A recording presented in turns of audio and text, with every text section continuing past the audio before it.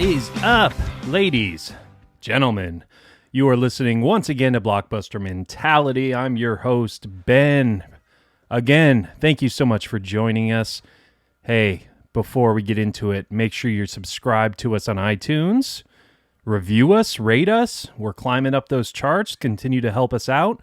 If you hear a cat, that is my cat, Mia. She's named after Mia from La La Land. But that is Mia, our Bengal cat we got here. So if you hear her, welcome her. Say hi to her.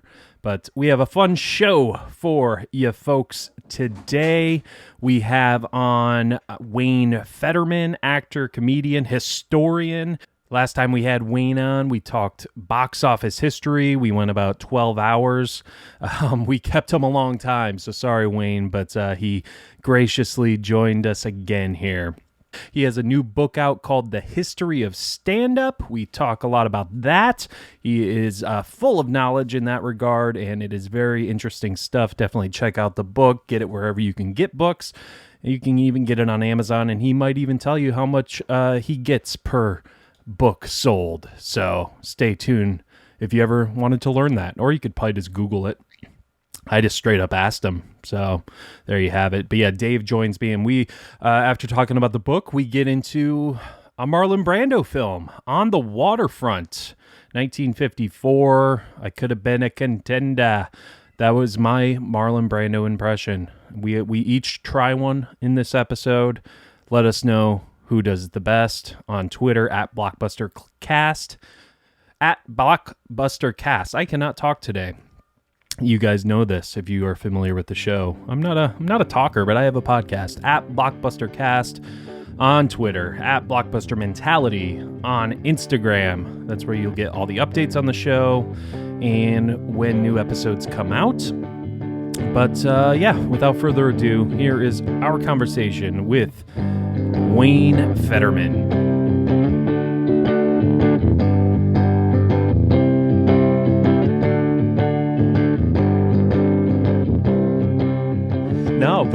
Again, appreciate you coming back. I know, last time we did box office history, it was a two-parter that you even How was called. the response to that? How was the response It was great. It was great. Yeah. I liked it. It still goes down as one of Dave's, I think it might be his favorite episodes. So Yeah. Really? If that counts for anything. All right, Ben. Well, it was a lot of fun because in a way, we were able to talk about our love of films through all the different films that kind of made those lists, and then there was a whole bunch of others that we ended up talking about too. We're like, oh, this movie was that. This movie was that. What impact did this have on the culture? I thought it was a fascinating conversation. You brought a lot of knowledge, Wayne. Thanks, man. Yeah, full of the knowledge. That's what I do. I'm a historian, guys. I write history books. I know. We'll talk about that, I guess. I guess we can talk a little bit about that. Nah, we don't have to. We don't have to push it. No, we don't have to push. I mean, what is your fascination with history, though? I mean, is it just film and stand-up? Is it World War I, World War II? Like, is it? I would say my expertise is in stand-up history. And then movie history, but not like when I talk to real movie nerds, I'm not in their depth. I'm just not. But I'm pretty good for a normal person. Yeah. I would say a couple steps ahead. And then a little NBA history as well. I don't know if you know, I wrote a book about Pete Maravich. Yeah. And so I don't know. I've lived a long time, and it's almost half of this book, not half, but the last third of my book on history of stand-up, I lived through. So yeah, I'm talking about things I saw firsthand. So did stand-up begin in ancient Greece, or did it begin somewhere else? Well, I mean, theater began in ancient Greece, but actually comedy, we don't know. I mean, before they were putting on plays, there were funny people, and obviously there was, court jesters, and in almost every society there was been like a funny person. What I call a needy extrovert. I just try to imagine like ancient times, the well got poisoned again or something like that. I don't know. I started around 1860 is where I started, but you could go further back than that. And what was going on in 1860?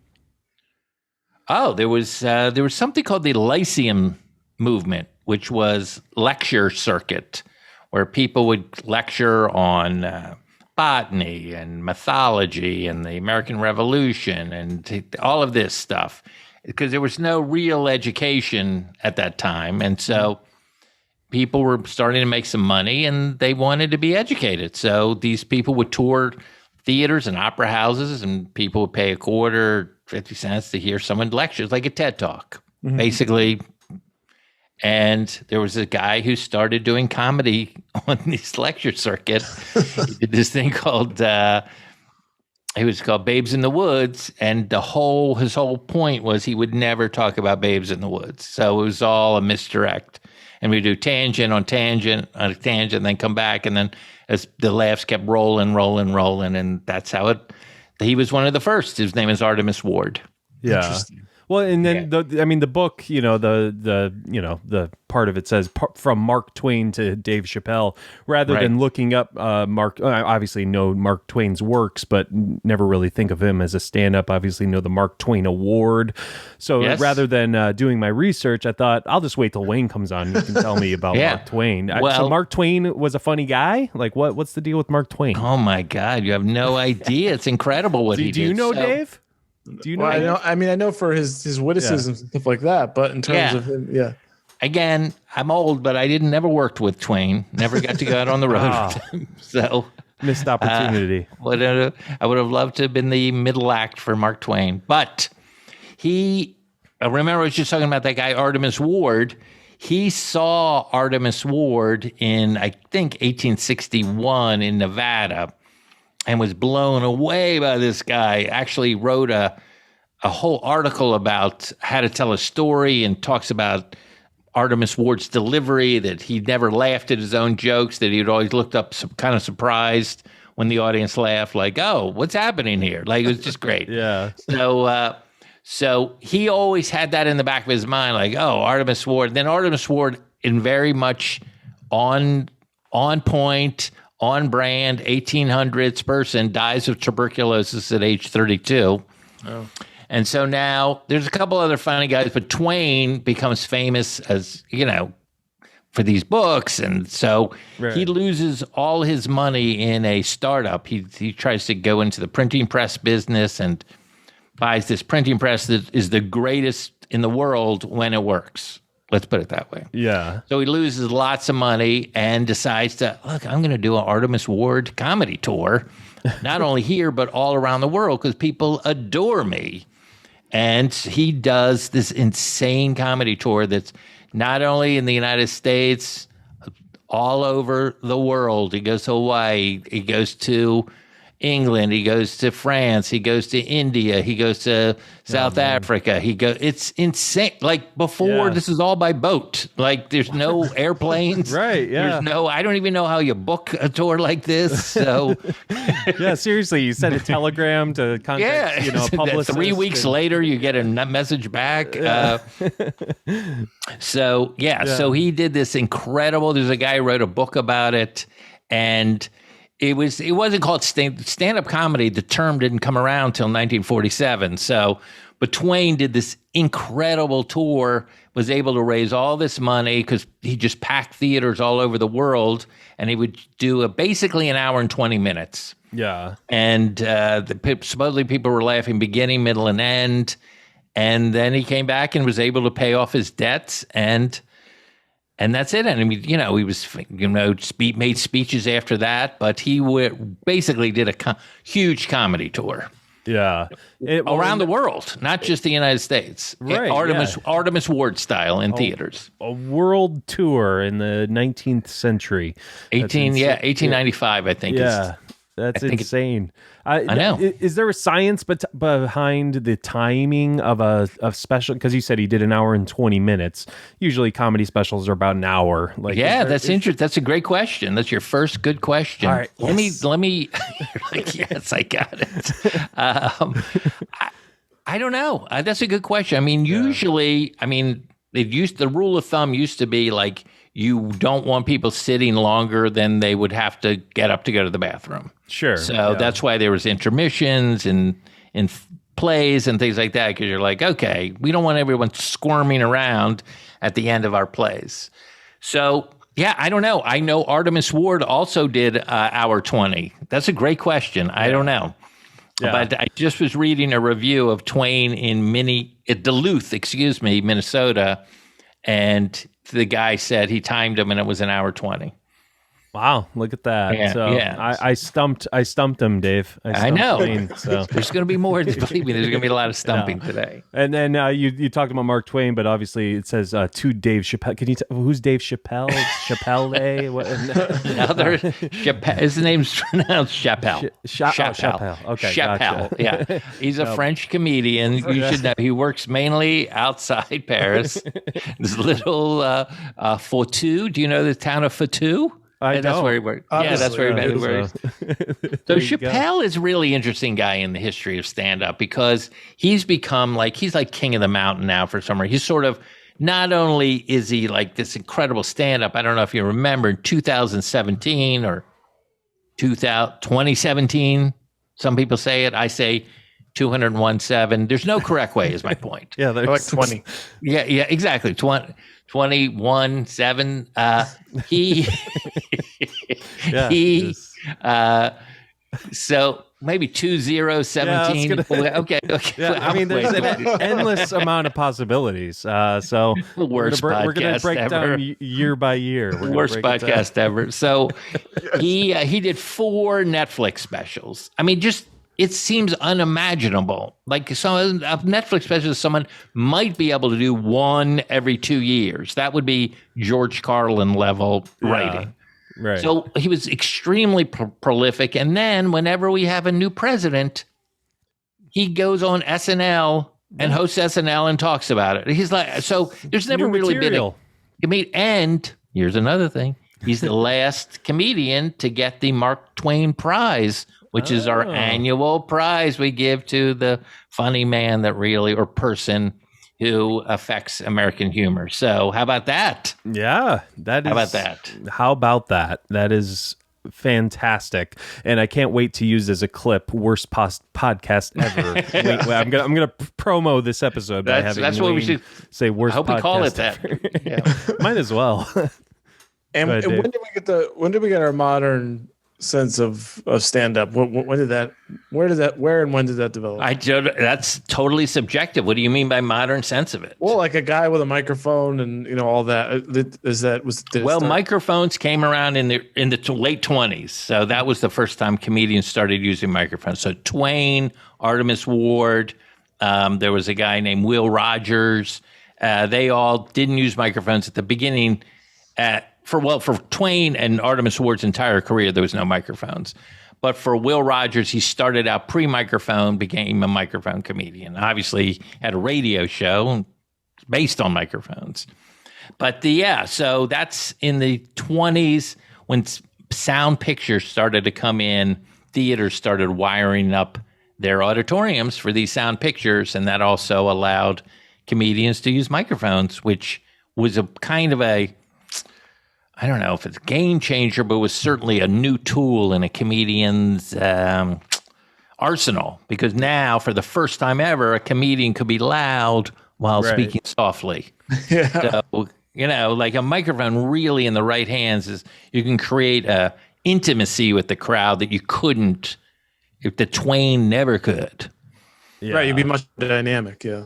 Yeah, I don't know if you know music. Do you guys know music at all, or is it just movies? Are you familiar with popular music? I've heard a song or two. No, yeah, I like music, yeah. Yeah, okay, well, the same thing happened in music. There was very belty kind of guys like Al Jolson who would have to be able to reach the back of a theater without a microphone, and then mics come along, and suddenly you get Bing Crosby and Frank Sinatra and Ella Fitzgerald, crooners, people who could be really intimate and talk about love in a very, very close-up way. So it changed music, changed stand-up, But is that what you mean by modern, or do you think the brick wall, or what do you think? Yeah, I'm kind of thinking, the 15-minute set or whatever it is, that as like it seems like it's more of a business. Now, I think everyone knew Mark Twain because he was a famous author and also and then became sort of a funny man. But that still sounds a little different than what you might have seen. You mean if he had started just as a performer? Yeah, right. Okay. That is true. That is true. That he both him and Artemis were famous before they started doing their comedy tours. So, I would have to say vaudeville. So that would be around vaudeville's like 1900, the height of it till like 1925. So there were people who just did stand up. They wasn't called stand up. I mean, the term didn't come around for another 20 years after that, but they were basically doing that. It might not have been 15 minutes. It might have been 9 minutes or something like that. But they were called monologists. But they were called comedy monologists. Now, some people are actually known for their mic holding and things like that. Like I know, Bill Burr will host Saturday Night Live and he'll be up there with a mic, or there's been other comics that have done that as well, and it's like it's just part of them. Like they got to have that. Do you feel like you have any sort of crutch when you're on stage? Do you need to be holding I like something, to more than that. I like I play the piano some in my act, so I have a whole 8,000-pound instrument in front of me that people have to roll out, and then I lean on a little bit. But I prefer holding a mic because I feel like my hands get a little, I don't know. Yeah, it's talky with my hands. Yeah. Well, it seems like tonight you have a headache. You keep, holding. Oh, I'm sorry. No, sorry. This is the way I talk. This is the way I think. That's fine. I just want to make sure you're comfortable. I don't want you to. I can send you some Tylenol. I know. Now he's going to look at Wayne's in pain. No. This is the way I like to kind of think about things. Yeah. No. Do it. Yeah. Put your head. It's like I can't believe I wanted to come on the show. No, he's been on a million TV shows and has been, directed many ways. I think he can handle me just asking you if he's okay. Okay. No, thank you. I appreciate it. Yeah, no problem. And so, obviously we were talking about, this book, the history of stand-up. So like, when did it start? What and how long did it take you to write it? Well, it's interesting.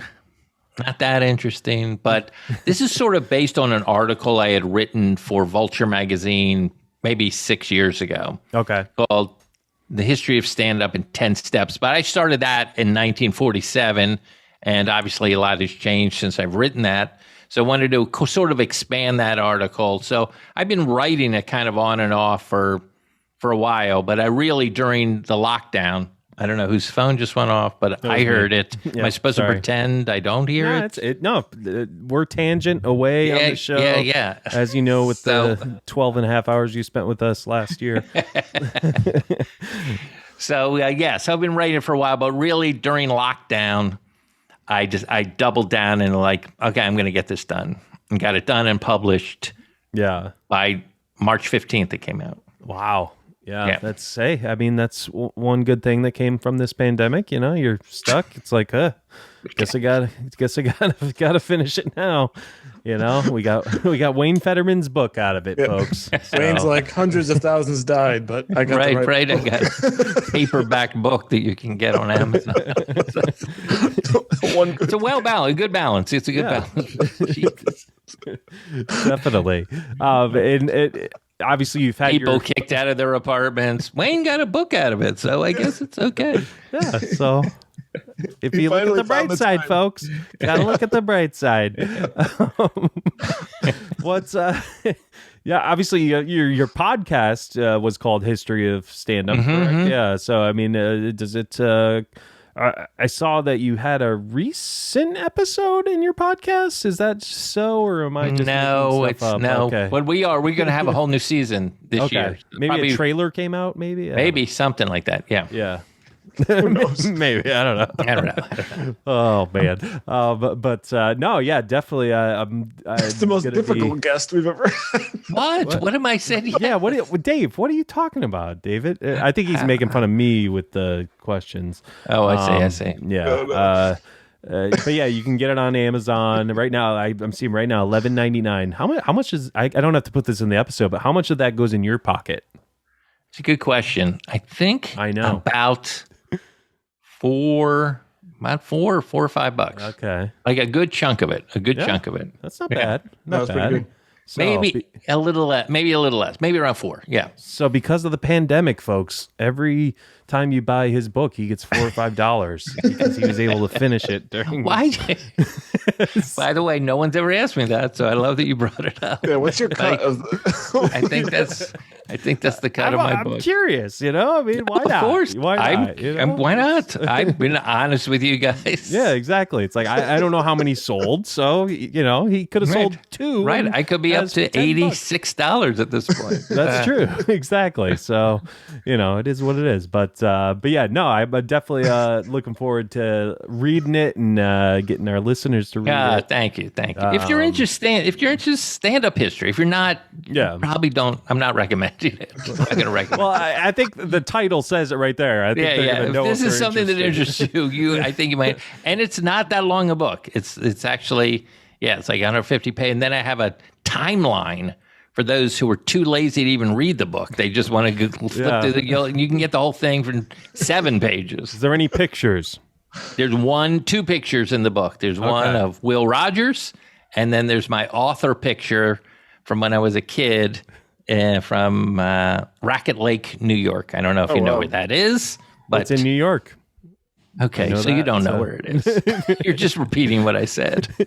trying to help you here? Yeah, come on, Wayne. Like we're just trying to help out. That's not helping. Just so you know, there's no help. Oh, wait, you mean that place near Racket Lake in New York? Yeah, I think I do know it.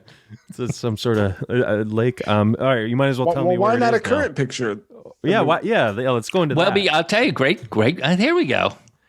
Because there's just so many current pictures of me kind of on the internet because I'm an actor and stuff like that. And this picture is from Racket Lake, and it's in front of a typewriter, and I'm smoking, or at least holding a lit cigarette.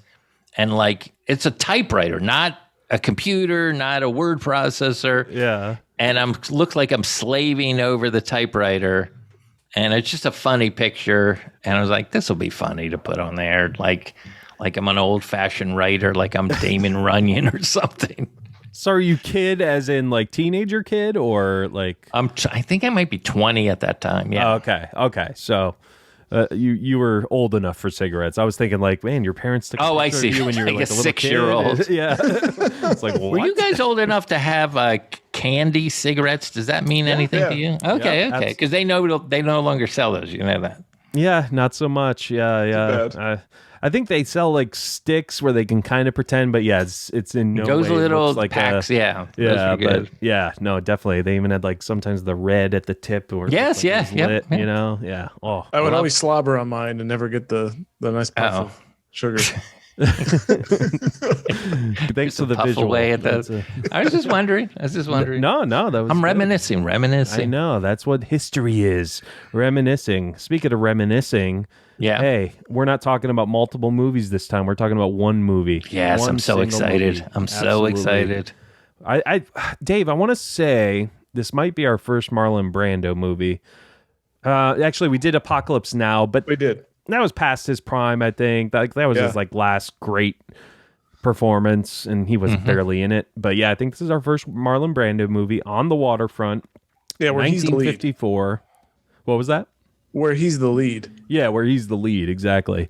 So Wayne, I mean, let's start with Just this. time out. Yeah. Christ. You've never done The Godfather. Not yet. We've been kind of. We always stay away from those. I recently just. Did, okay, I got it. Okay, yeah, that makes sense. It's too iconic. Okay. Yeah, Too it's much, yeah. everything that's anything that can be said about that movie's already been said, and it's like, what are we gonna add to it? I got it. Yeah. You get it. Because I recently just did Shawshank Redemption with someone, and that was I was all right. It's time to do a movie like that, but yeah. Anyway, But we have done 2001. And You we have He doesn't like that's that. from 1968. Yeah, you remember? Yeah, I remember. Yeah, The Godfather is from 1972. Yeah, Interesting. Interesting trivia about The Godfather. Don't mess with Wayne with years and stuff. He's One Best Picture. Coppola did not win Best Director. Very interesting. Yeah, that is interesting. I know. Because usually it correlates. Is that a Super 8 a projector I see behind you? That is actually, I thought it was. 16? I got it from a friend. It's an 8mm. It's not Super regular 8. Yeah. Regular 8. Yeah. That's nice. So I bought like a Pinocchio clip on Super 8, thinking it would play on that, and it wouldn't. Yeah, it was like barely. Sorry, guys. No, sorry. you're good. Let's get back to On the Waterfront. You're the first to notice that, so thank you. But On the Waterfront. Wayne, do you remember the first time you saw this film? Wow. Yeah. Okay, let me think. Wow. I think I saw it in New York City when I was going to New York University, right before I had that picture taken at Racket Lake, New York. Yeah. For my book. I'm bringing it back to the book.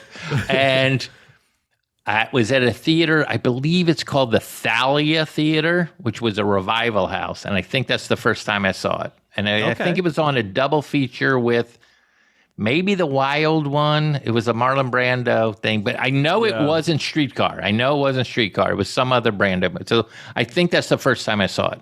Yeah. Okay. Yeah. And I think I was maybe 17, 18 and just rented it at Blockbuster or something. So your story's more.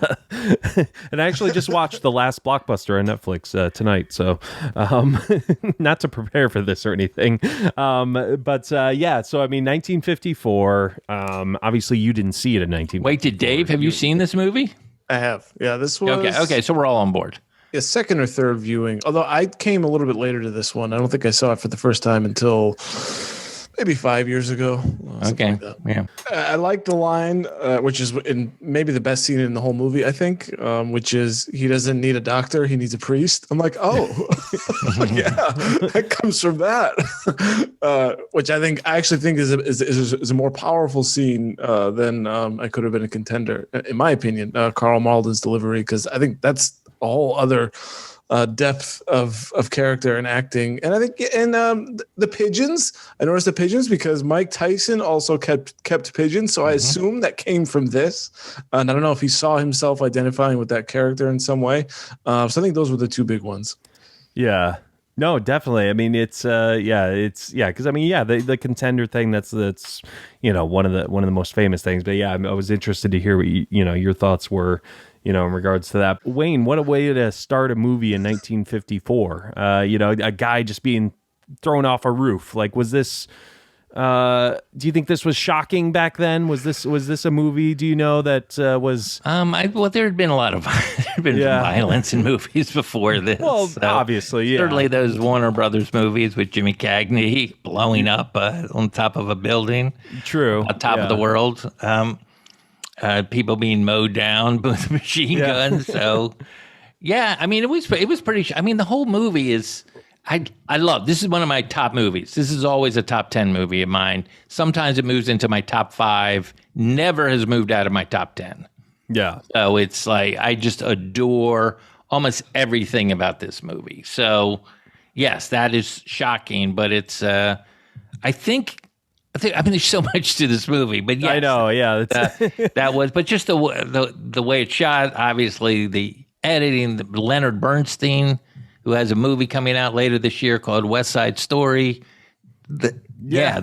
He did the music for it. It's great. Yeah, it's incredible. And my one little. If I had something, I feel like the music mix is not great in this movie. I feel like and that's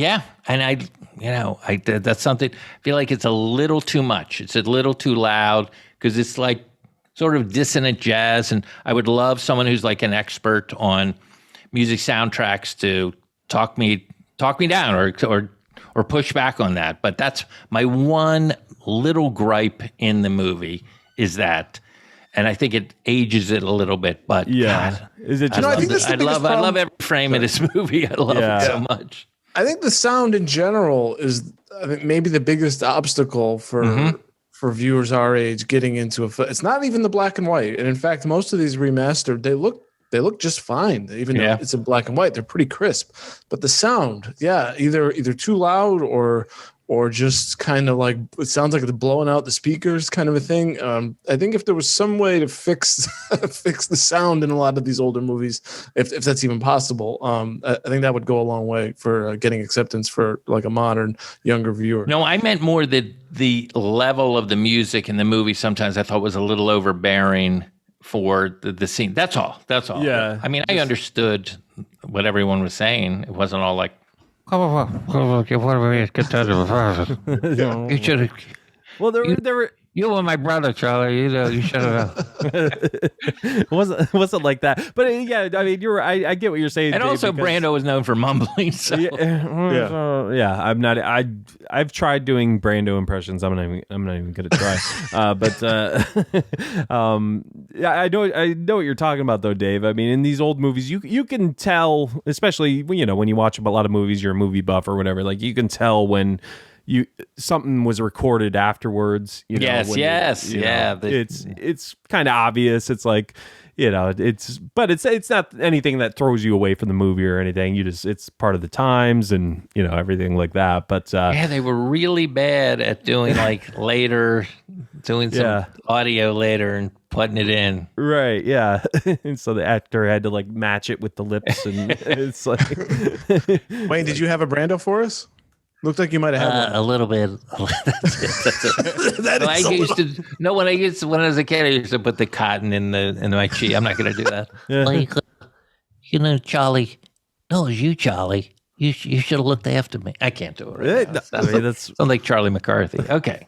No, it's way better than I could do. You are my brother. You are my brother. God, that scene is so good. He does. It kind of has like a thing. Like the tongue is falling out of the mouth. Like, I got to bring it back in the back of my throat. Charlie, you are my brother.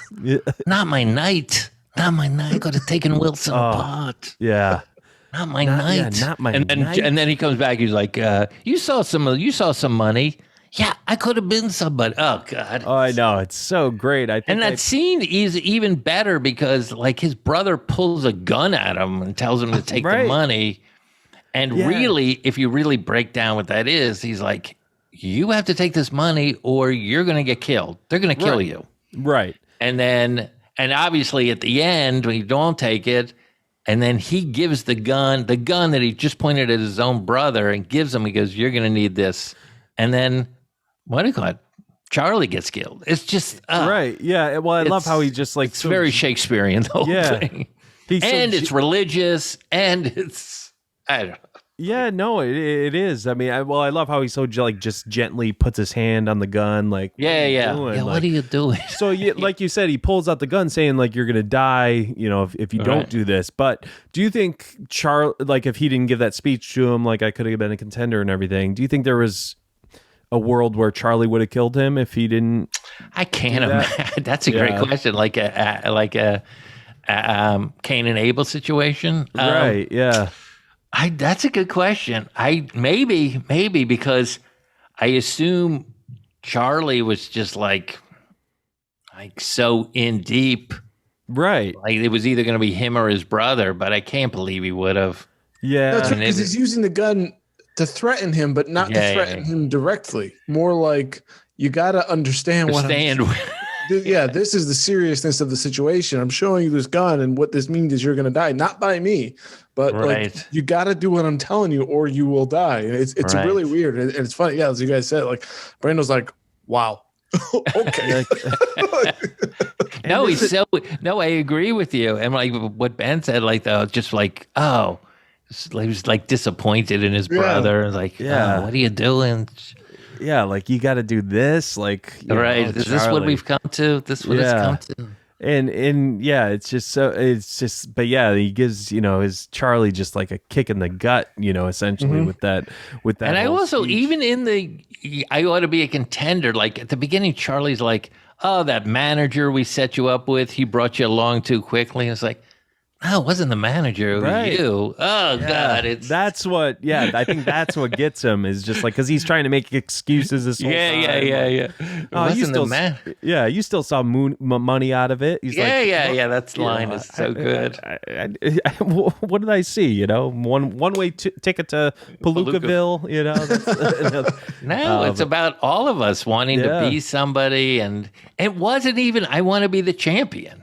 He just wanted to be a contender. He just wanted to be in there. It could have been, like I just wanted a legit shot. That's all. Yeah. It's kind of like Rocky from '76. I don't know if you've done that movie yet.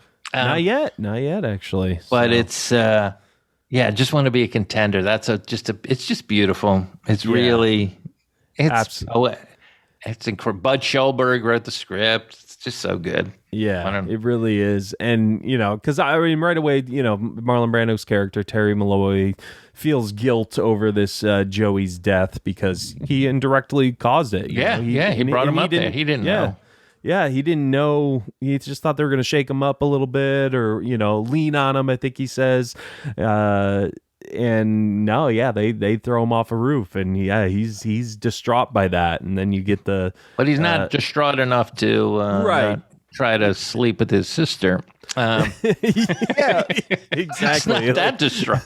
That makes me. What's up? Yeah, I mean, even think about it. Like, how innocent is he really? I mean, we assume, you know, the events that start the movie. We kind of know as it goes along that this kind of stuff has been happening for a long time. So for him to play completely innocent, I don't. But I don't think. My guess is that's a great question. My guess is that. Yeah, he's been playing with the longshoreman union guys, and they've taken care of his brother, and they've been taking care of him, and they've been giving him shifts, and he's gotten all of the benefits.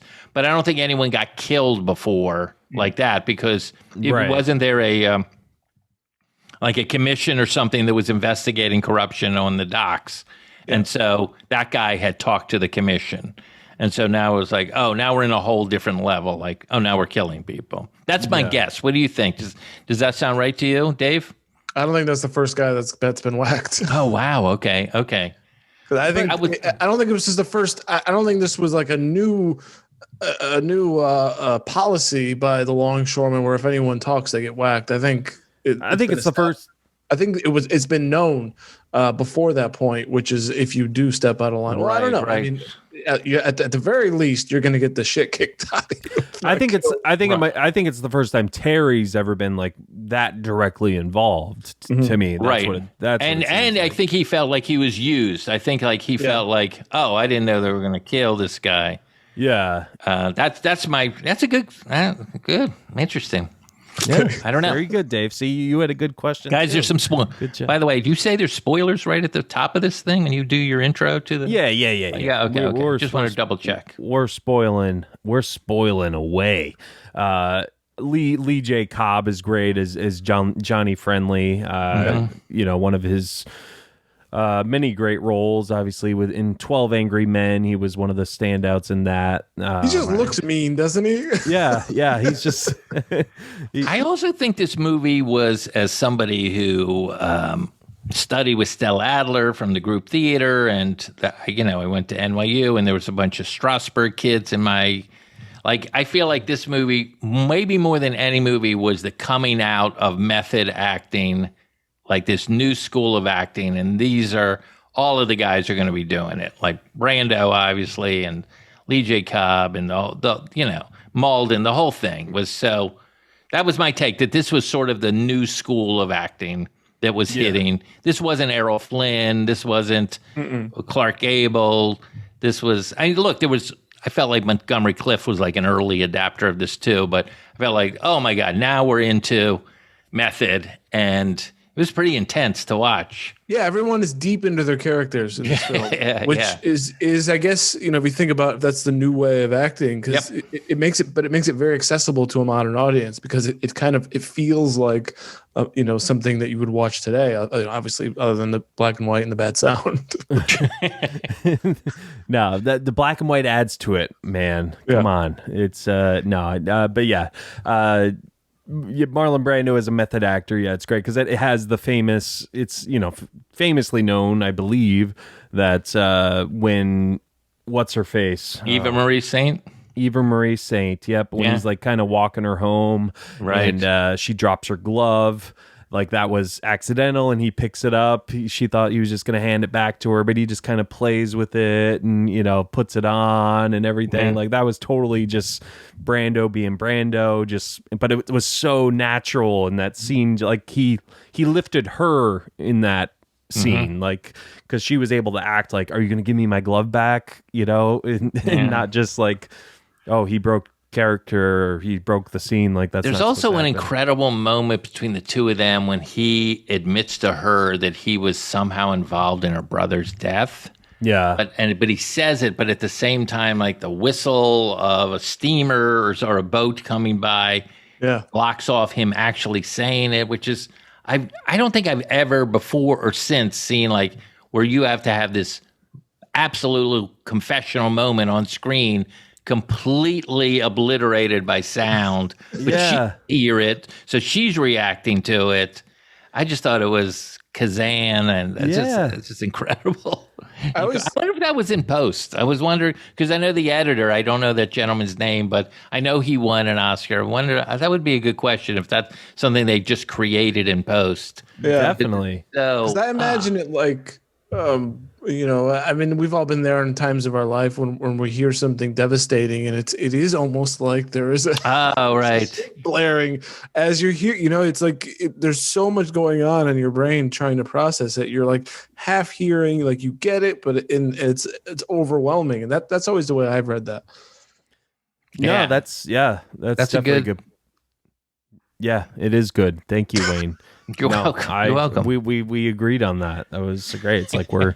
I just thought it was. That was just I'm just talking about modern filmmaking and like the whole thing. And are we right. gonna? Gene Milford is the editor. Okay. Yeah, he won for On the Waterfront. He won for Lost Horizon. Oh, he did that movie. Okay, yeah. Yep, and he was nominated for the 1935 film One Night of Love. Oh, I don't even know. Or 1934 film, sorry. Anyways, I'm sorry. What were you going to say?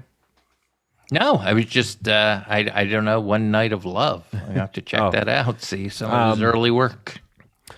Yeah, check him out. Check out this editor, folks, Gene Milford.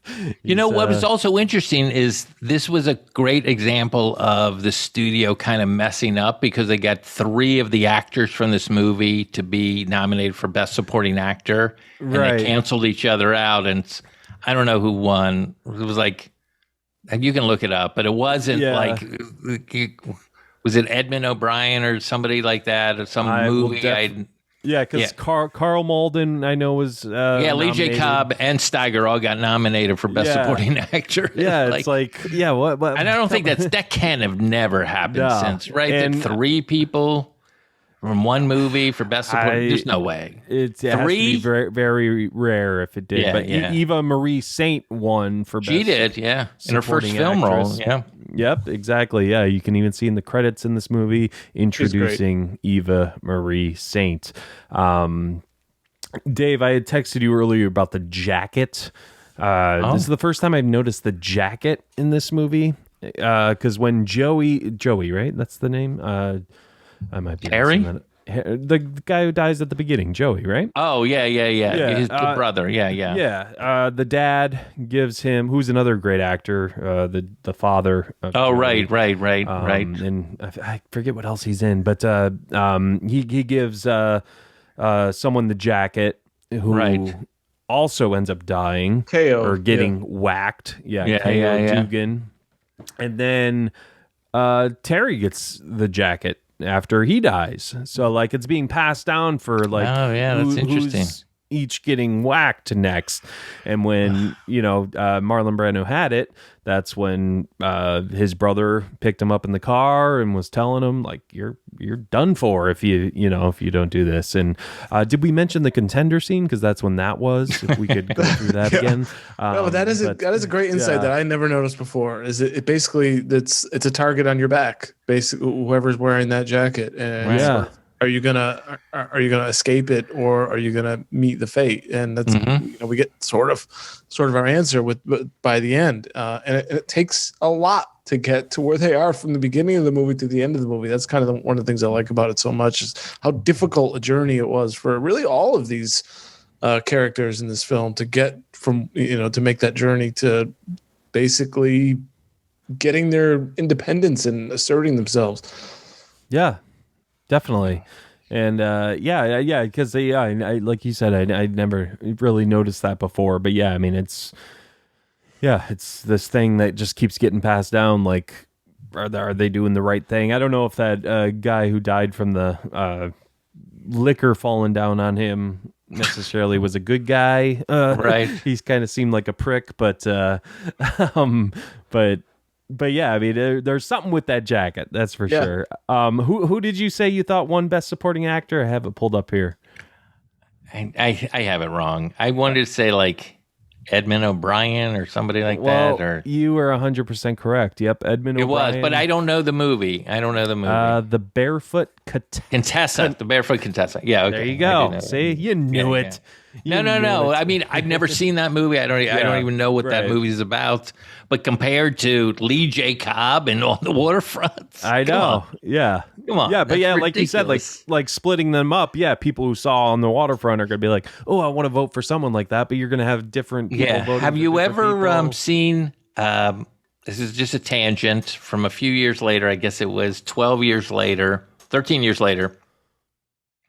In the Heat of the Night. Are you familiar with that movie? I mean, I've heard of it. I've never seen it. I've heard of it and everything, but It's my favorite Rod Steiger performance. Steiger's the brother in this movie, and he plays a Southern racist sheriff, and his performance is out of this world.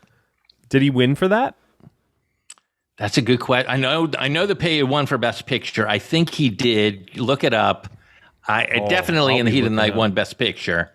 Yeah. And it was him, and he acted opposite Sidney Poitier, and it's just a tour de force. It's incredible. Yeah, I'm gonna have to watch that because in the Heat of the Night, yep, he won for Best. He did. Who did he beat? Who was he up against? He was up against talk amongst yourselves as I look that up. I see. Sorry. I think I saw the TV version with Carol O'Connor a couple episodes ago. Yes, they did a TV show of it. No, it was. That's one of the first adult movies I saw as a kid. I was like 8 years old or something. They're like, because it was about racism and stuff. My parents were like, you have to see this movie. Oh man, he beat out some big names. Warren Beatty for Bonnie and Clyde. Oh my God! Wow. So for the guy who played Clyde.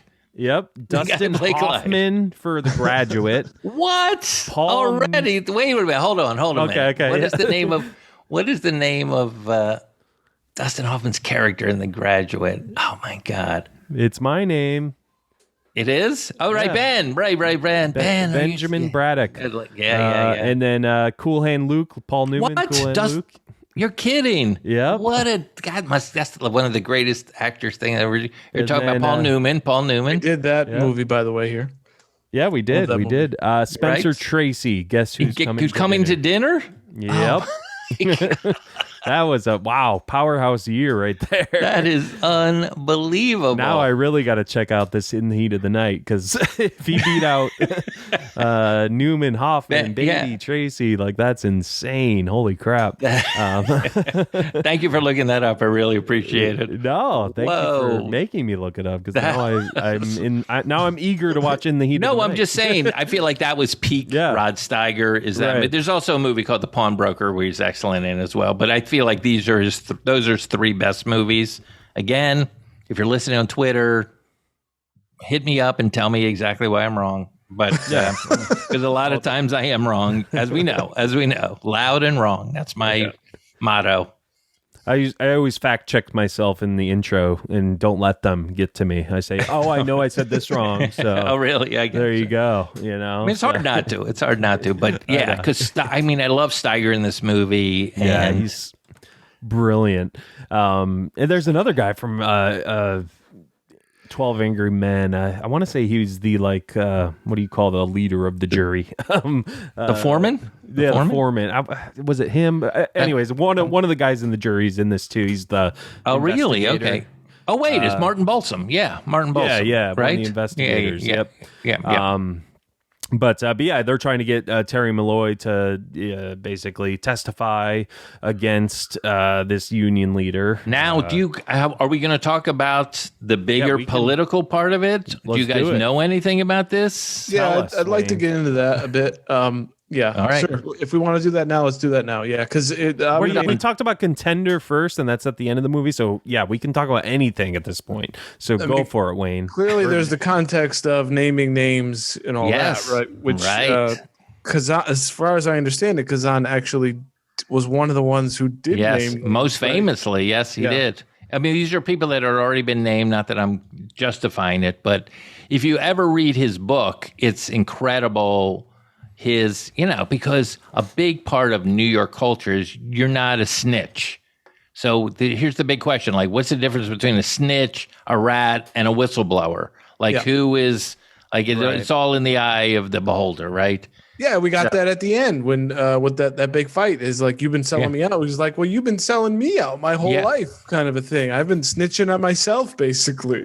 Oh, I love that you know that. Yeah, Dave, that is exactly right. So it's very complex. And some people certainly, there's people in Hollywood that still hate Kazan for that and for this movie kind of being a justification of like, oh, this is why maybe talking to the authorities isn't bad because I'm dealing with a different kind of evil and like the Longshoremen Union.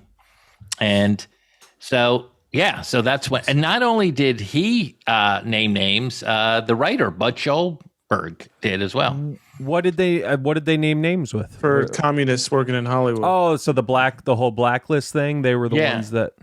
They don't create the backlist, but in other words, there was a subcommittee in Washington, D.C., the one that thought there was too much, was wondering, is there communists in Hollywood and are they influencing the movies? And so that's what they were investigating. Interesting. And so obviously Kazan knew there was communists in Hollywood because he was a communist in Hollywood. And Bud Schulberg was yes. communist in Hollywood. So they were both well aware of communists in Hollywood.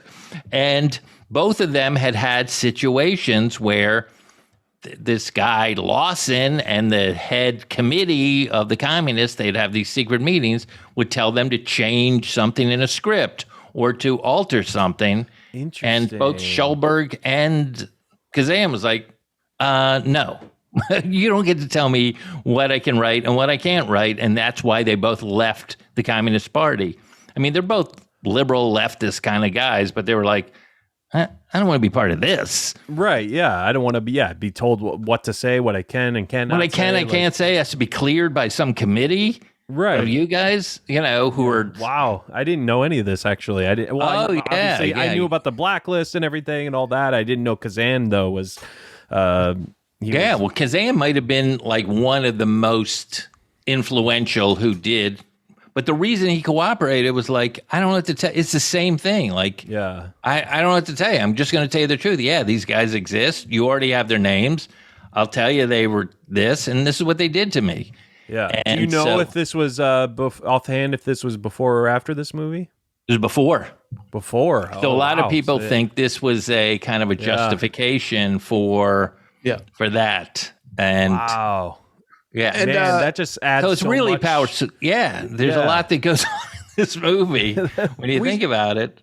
We see some of this in the movie Hail Caesar, Ben. You've seen, right? We talked about I mean, it's kind of this similar idea going on there, and it is interesting, right? Because I would say, as a general principle, that no one should be fired for their job for their political beliefs, unless it rises to the level of, I don't know, planning to murder someone or something like that. Or okay, let me just ask you this: if you knew someone was a member of the KKK.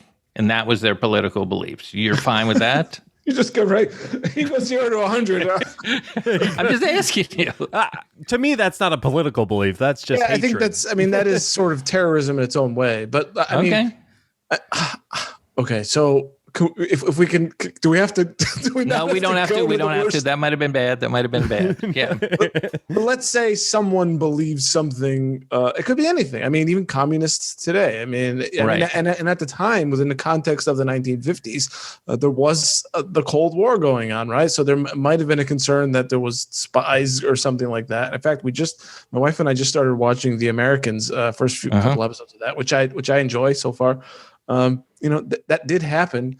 So, I mean, I don't know, as long as I'll restate, as long as those political beliefs don't plan on doing anything physical violence, just to simply believe something, I would say it would be the same. I mean, because I think that's sort of the logic they used back then, right? Well, you believe in this ideology, therefore you want to do purges and mass murders, and starve the Ukrainians or whatever. Because your ideology led to violence over here. So indirectly, yeah. No, that's a great point. And it wasn't illegal to be a communist in the United States. You were totally legal. So.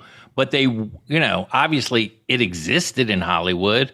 How much influence they had? Probably not that much. Yeah. But Lawson was the head of the Writers Guild, which is my union.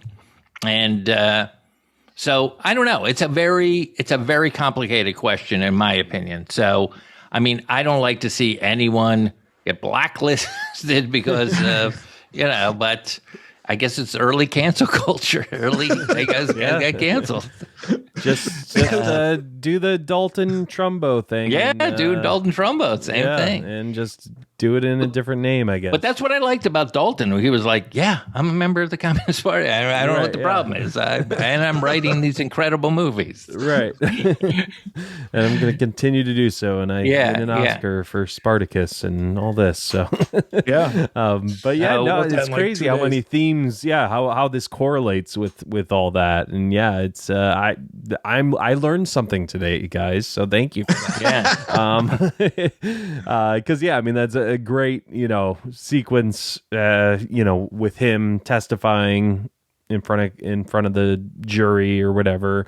They don't really show him saying, they don't show him in front of that, right? Well, they show him on the bench.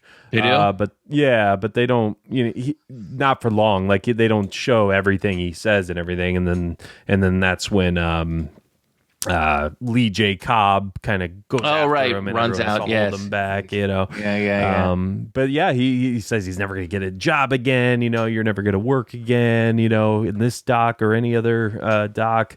Because the next day or and the next time we see Terry, he's going to the waterfront again. And they said on the waterfront a lot in this movie, and that's the name of the film. It's on the waterfront. I'd like to spend. Go ahead. No, you go ahead, Wayne. No, I just like where it was shot. Like it was that shot. I think it was shot in Hoboken, or it's right there. The average guy gets screwed no matter what, right? Basically. Well, yeah. I mean, obviously, you could just look at the difference in the clothes between what Lee J. Cobb was wearing, and what the rest of them are like kind of in jeans and those jackets and stuff. I was just struck by the idea that you show up at a job at, I don't know, say 6 a.m, and it's not really your job until they call you in. I know. That's such a weird, crazy idea, Yeah. So I guess I don't eat today or something. I was going to bring that up too, because that's very, I can't imagine, just showing up. Oh, I hope I get some money today. I hope I can work on the docks and lift some bananas or whatever they were talking about. And I love for some reason, I just love the aesthetic of the hook on every shoulder and everything. Like, that's really cool. But showing up at a dock just hoping to get work, like it's I know it seems something like Depression era as opposed to definitely. Like, you have a job, show up. Everyone else don't show up. Right. But maybe the number of ships that day that came in affects how many people they would need. Right. Yeah, exactly. I love I think we need to talk a little bit about. Oh, sorry, Ben. Go ahead. No, go for it. I want to talk a little bit about Father Barry here before Wayne runs out of time. Yeah. I mean, I find him the most fascinating character of the movie. I mean, I think the Brando performance is better, clearly, and he's our focus. But this priest just kind of comes out of nowhere and kind of leads a little mini revolution. No question. Right? Yeah. And I just find that fascinating. You know, he doesn't just sit between his four walls in his church. He comes out there, and it was the KO character where he's like, "I'm with you," and he's like all the way, and he's basically saying, "I'm just like you, willing to give my life to end this injustice that I see," and I see this injustice as just as much part of my job as to deliver mass or whatever it might be. This I need to fight this and be out and fight this problem just as much as whatever my priestly duties might be. And I just found that really interesting. Yeah. No, he is definitely look. This whole movie has a religious overtones with the brothers and and redemption and looking up, and even, I hate to say it, there seems to be a little bit of a Christ on the cross getting like the hell kicked out of him as he, right at the end of the movie, right? Before, he's. Well, doesn't he say that at some point? Like, this is you being crucified, and this is that. Like, he says something about being crucified. He's like, the crucifixion wasn't just Jesus on the cross. Like, all this crap that's going on here, this is a crucifixion too. And for you standing by to watch this happen is like he was condemning all of them. There's an amazing scene where he makes this speech after down in the pit of it, and somebody like throws a tomato at him. The priest. I don't know if you remember that. And that's right. When, like you said at the beginning, Dave, when you. Not as he doesn't need a doctor, he needs a priest. Yes. That's right after that. He's given a sermon or whatever you want to call it over the dead body, and they start throwing tomatoes at him and everything. Who's that freaking big guy with he looked like he had a monster. He was Andre the Giant. His hand was as bigger than this can. Like, it was insane. I don't know where they found him, but definitely a lot of religious undertones, because Malloy is talking to the priest, and the priest is like, you gotta say this, and he's like, if I say that, it's my life or whatever. He's like, well, how's your soul gonna be if you don't do this? Like, so it's like, you'll die, but your soul will be saved, or along those lines is what he says. So there's a lot of that in this movie. He's great at playing the guilt. Exactly. But you're right. I'm glad you brought up Father Barry, because he's definitely a highlight. Again, he Karl Malden, again nominated for Best Supporting Actor. He was in Streetcar Named Desire as well with Brando and Kazan, and I think he was nominated for that as well, actually. And then at the end, when he catches up with Terry as he's running away because he's about to just light fire on everybody after his brother dies, Father Barry comes into the bar, and Terry says, "Go to hell." And he's like, "What'd you say?" And he's like, "Go to hell." And then he slugs Terry. He just levels him, because it's sort of like it made me think, like, turn the other cheek. Like, okay, I took it once. All right. Give it to me again. Okay, say it. Say it, son. And he said it, and he just slugged him. That's an intense movie, man. It's so rich, that movie. It makes me, I think I'm going to maybe even watch it tonight. It's so, I haven't seen it in well over a year. So our guests are supposed to watch the movie before the show. Oh, we are. Oh, I didn't know that. It's okay. No, it's all right, Wayne. No, I'm just. No, I've seen it maybe 10 times in my life. I've seen it a lot. I'm sorry. No, I'm just again messing, busting balls here, busting balls. But I know we're not going to be 3 hours here. But I love the shot of them running away from the truck after right after he gets dropped off. Like, the cinematography of them running through the alley and the truck's chasing them, like him holding her hand and stuff. great shot. Yeah.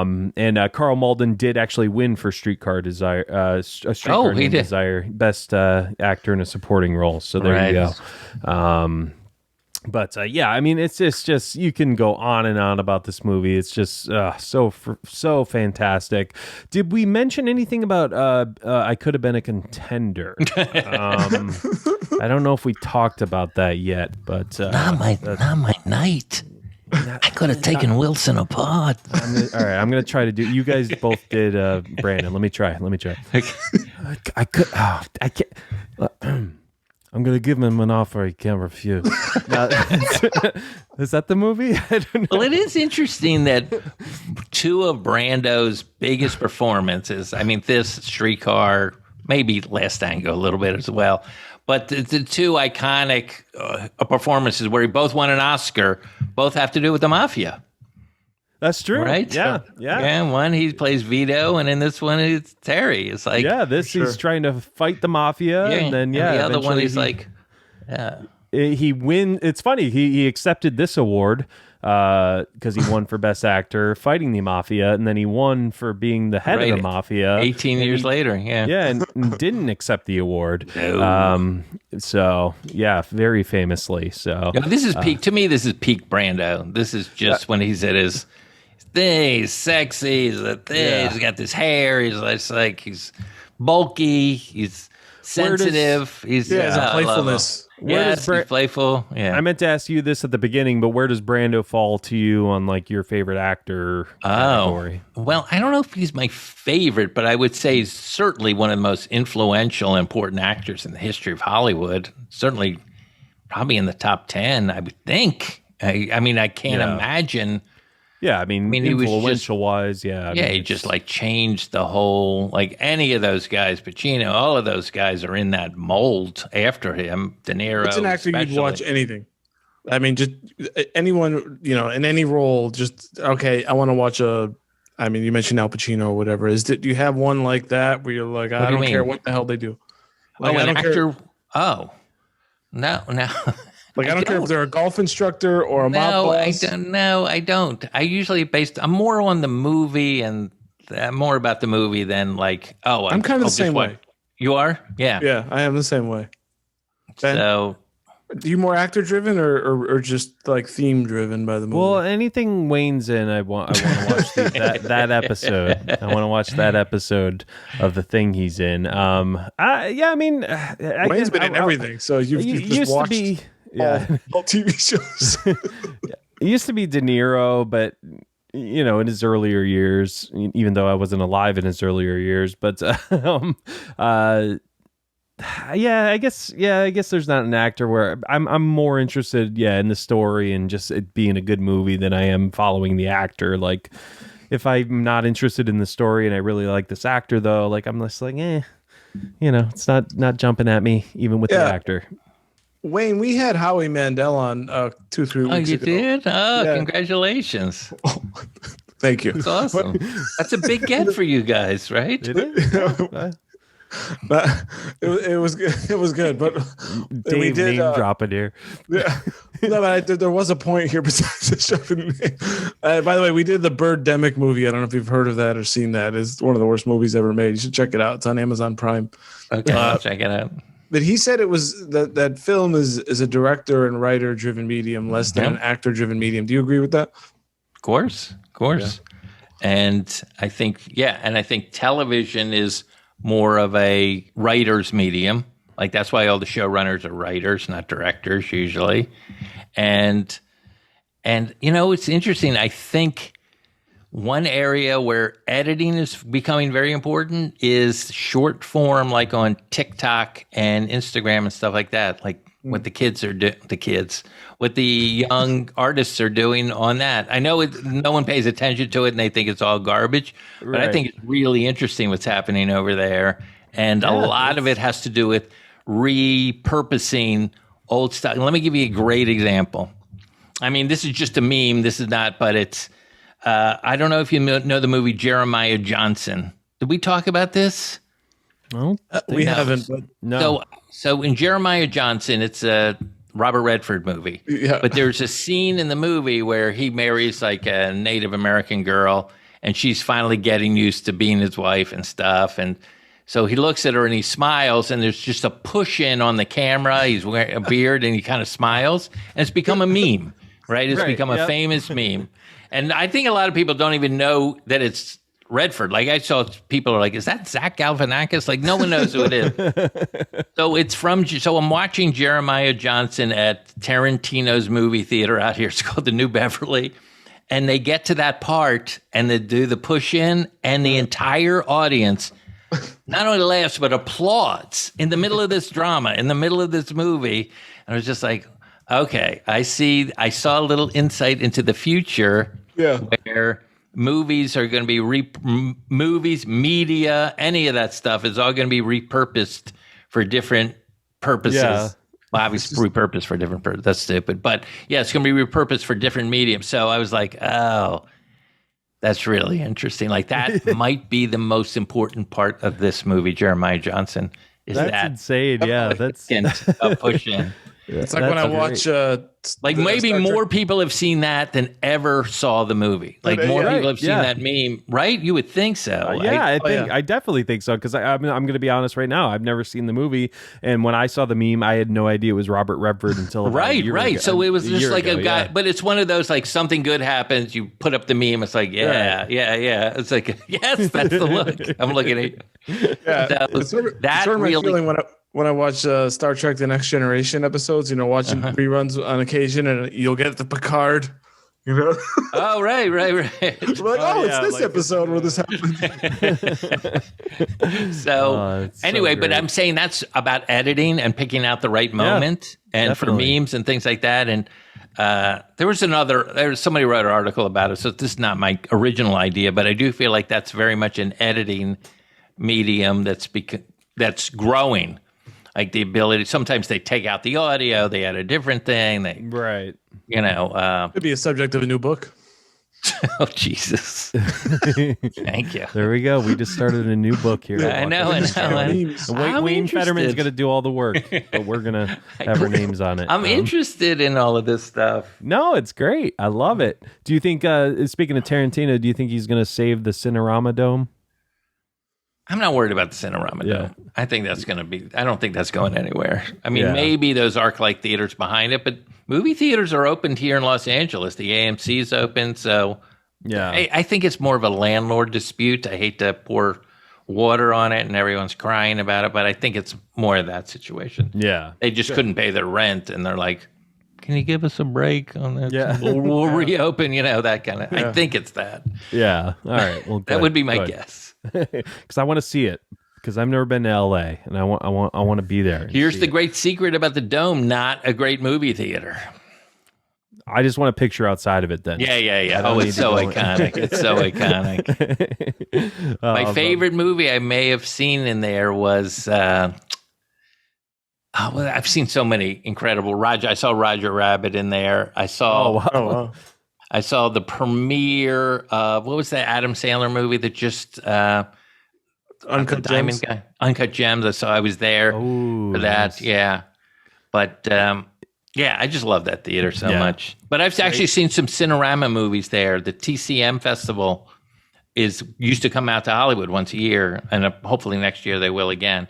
And they would show actual Cinerama movies in the Dome. So that was that's the 3 projector. Do you know what I'm talking about at all? Yeah. And it doesn't work great because there's always like a line between there's like a little, I'm like, I can't really not see that. I can't not see that. Much. Yeah, not so there's much. 2 lines. Like, it is wide. I will give you, it is wide. It is immersive, but just try to hide it better. Yes, this is ruining it for me. Just try your best. But no, it's been an absolute pleasure talking with you guys. On the Waterfront. Your new book, The History of Stand-Up. Do you got anything else you're working on? Have you been? Yes, I am working on a new documentary about George Carlin, the comedian who was around from 59. Started doing comedy around 1959 when he was in his early 20s, and then died in 2008. So incredible career. So So is this a documentary that you're producing? I'm co-producing, way down on the list. Down on the list. Don't get excited. Oh, okay. Well, but it is for going to. My good benefactor Judd Apatow is co-directing it, and it's for HBO. Nice. Wow. Awesome. Yeah, well, definitely looking forward to that. And again, it's been great talking with you, and I didn't want to keep you 3 hours as usual. I appreciate it. Later, gentlemen. I'm going to see you. See you, Wayne.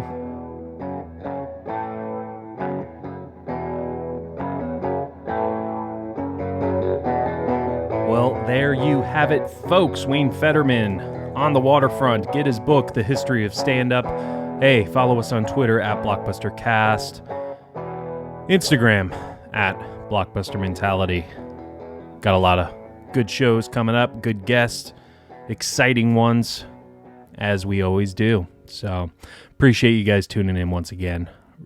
You will never understand the gratitude I have for y'all. No, in all seriousness, thank you so much for listening. But that is it for me, folks. For Dave and Wayne, I'm Ben, and as always, grab some popcorn, grab some snacks. We'll catch you guys at the movies.